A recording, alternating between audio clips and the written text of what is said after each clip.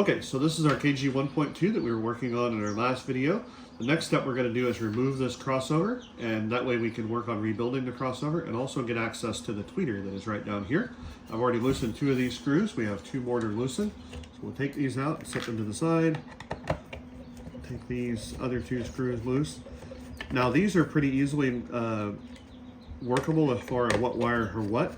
The red wire here for the input is positive, the black wire is negative. We'll need to know that when we put them back in the cabinet later. But when we pick this up, we have the green and black for the tweeter, and we have the red and black for the woofer. We always want to unplug these by holding on to the connector, not the wire. If you pull on the wire, you can pull the wire out. So we're going to kind of wiggle and pull, wiggle and pull. These 2 down here, a little tight.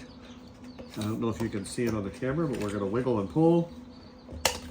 And wiggle and pull, and now we have the crossover loose, tweeter wires, woofer wire, and input wires, and we can set that aside, and we're ready to get access to the tweeter, which we'll do in another video.